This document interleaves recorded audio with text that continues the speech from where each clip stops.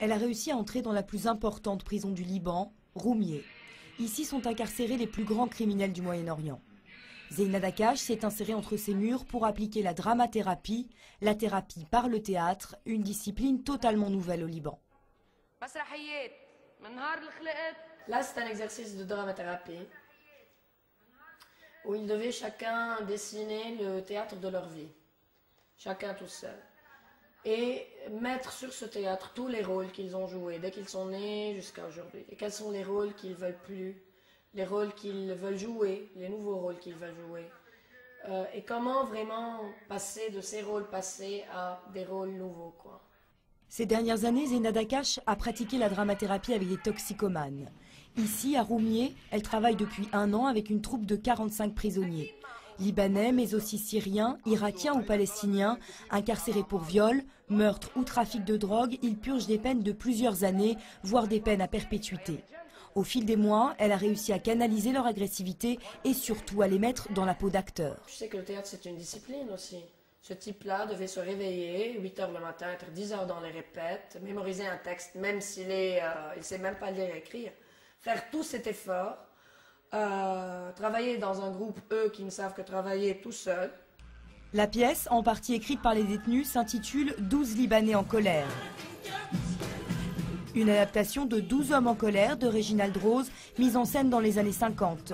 L'histoire de 12 jurés devant statuer sur le cas d'un adolescent accusé du meurtre de son père. Toute une réflexion sur la culpabilité à laquelle Zeyna Dakash a décidé d'incorporer des scènes de vie quotidienne en prison. Avant que ce projet ne commence, j'étais en train de penser que je pourrais devenir plus efficace dans la mafia.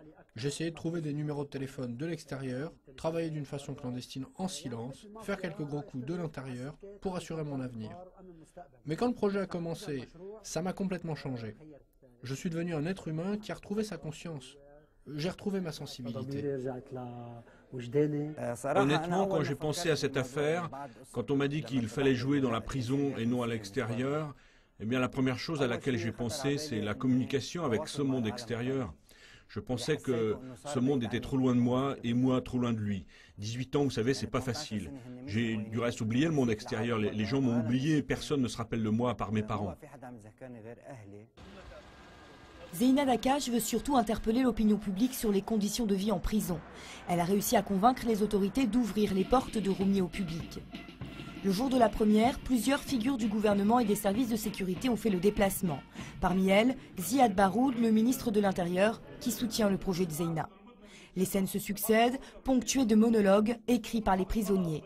Cet homme, incarcéré pour viol il y a une dizaine d'années, se demande ce qu'il se passera dans 8 mois, quand il sortira de Roumieh. Et la pièce ne laisse pas insensible. À la sortie, c'est l'ovation pour celle qui se fait désormais appeler Mama Zeyna par les prisonniers.